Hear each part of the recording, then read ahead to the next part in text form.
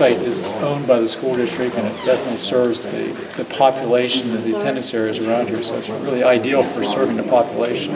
But I'm sure I'm sure there are many other properties. Have you considered another one that's better access and not as disruptive? We don't own it.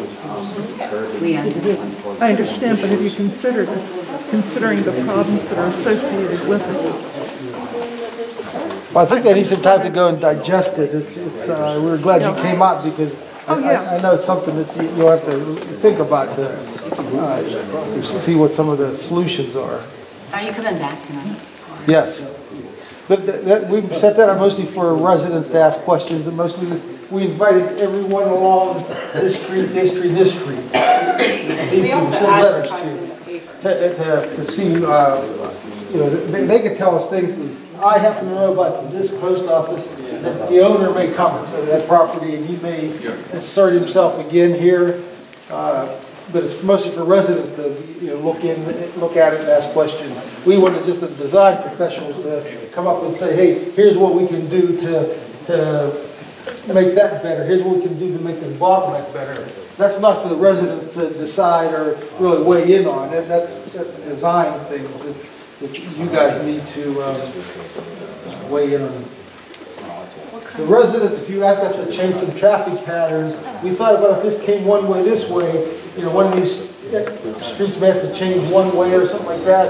If that was a proposal, I'm not saying it is, but if there was, we thought the residents should, would want to hear about that if there's going to be traffic direction changes.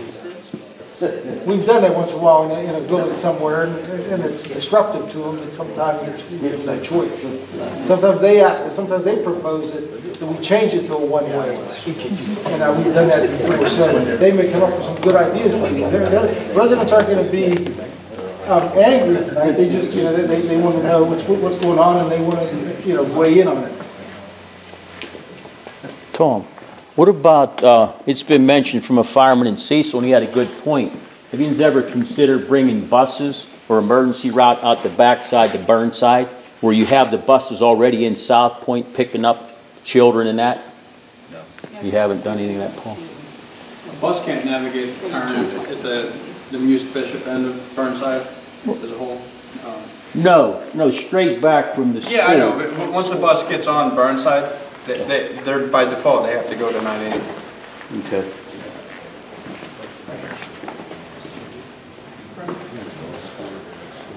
Has any consideration been given to taking perhaps a portion of the old company store? No. Or the entire thing? Is that, or the entire thing? I don't know how to say it. Where we were sitting? This. Where we were sitting. is that building abandoned? No, at least part of it's being used. I don't know Commerce if all Square of it is printing or not. shop. There's a printing shop in there currently. Last time we were in there about 6-8 years ago, it was floored to the basement to the ceiling, the entire building. What is used? Printing supplies, paper, Really? packaging materials. He does good traffic with tractor trailers too, going in and out of there, so he's doing some sort of business. That was last time we pre-planned that. That was 5-7 years ago, something like that. How would the children be picked up at the school and then brought down, or would they be transferred at the what I call the company store? It's an old company store. I'm not sure what you mean. Is there high school students that transfer? Is that what you're saying? Elementary students are going to be transported in and out. What would be the transfer? I don't understand your question. When the children come out of school at the top of the hill, would they get onto the bus that they're going to stay on until? Right. Okay, so they wouldn't be changing when they get to the bottom of the hill? Okay. Well, I guess, is there any hope that once as you're looking at this now, this and this, that you'll be able to go back and come up with something a modification that's significant and has an impact, as opposed to us, widening this is great. This and knowing the circumstance there, I know you've acknowledged that maybe things to be right, you agree with us, we should probably just go in. Coming down here, is there a chance that you all put your minds together and you'd say, hey, well, this could work if we did this. Or are we just going to try to hope to get whatever the minimal things that we live with and hope that there's not issues? I can help on just a swoop and go right back over. As it pertains to traffic alone, I'm the traffic engineer. I've prepared a study. We are in agreement that I think it's a good idea that this becomes one way in only. That's from a traffic standpoint. This intersection still works, and this intersection still works. How the traffic circulates within the site, that's Well, we wouldn't disagree. ultimately up to. We wouldn't disagree the intersection works. We're looking a little further up into the village. And then the second thing that kept brought up about if buses stack up here to make that swing, or we're going to worry about the over vertical. Well, actually, I prefer not to bring the buses in here if we could help it. Oh, I'm sorry, I guess I You're couldn't think considering of- car zone. That makes sense. Well, that won't be an issue. If the improvement here is the post office building, from what I see, right? Yeah. Does anyone disagree with that? What's that? No. If it's, are we in agreement that the problem is the post office Just going building? to proposing car zoning. It doesn't matter. Yeah, but how are you gonna move a federal government That's how I came here. building? If it wasn't there, you got a straight shot. I mean, that's the problem. You're gonna have people getting T-boned right there.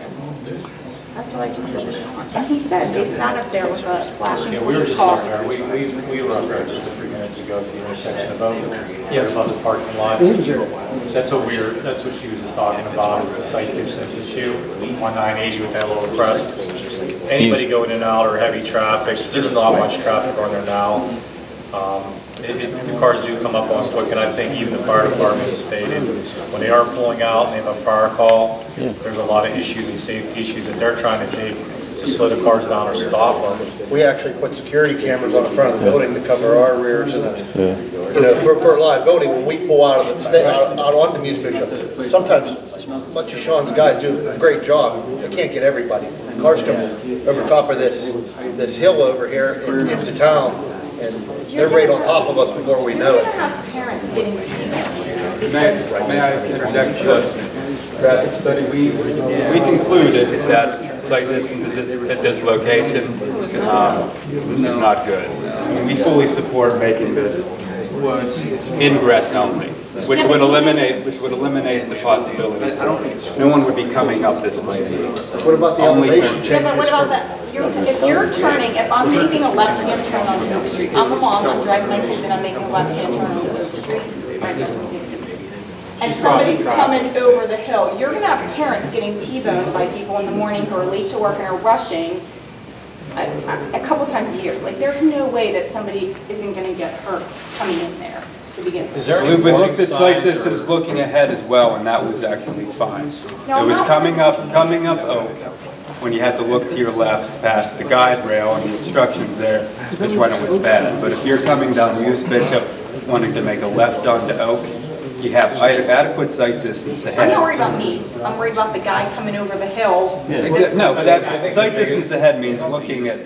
I hear what you're saying. I'm not worried that I won't be able to see a car coming down the road. I'm worried that the car won't have enough time. Now, did you guys do a to study stop. with the actual traffic speed? Because in sincerity, I think we all can tell you, it's 35. I mean, they're not going 35 miles an hour. And it depends on if they're rushing to work or, you know, they're familiar with the area. But when you, again, change that particular intersection with more traffic, I think even Supervisor Fisher's saying is, when you're making that left and you're probably rushing, you look, and then that car comes over the hill, whether it's going 35 or 45 or 55. I think that's our big concern. Right. The whole intersection itself, and I just don't know what the study did show, if it's the speeds, an actual speed, or you guys, I don't know if there's a speed I study. have respect for study, I'm not saying. the question first. That doesn't. Yeah, we did evaluate actual speeds. Well, while he's looking up that answer, let me throw the question, I'm going to throw it back to Josh and to Mike Haberman from Gateway. Mike,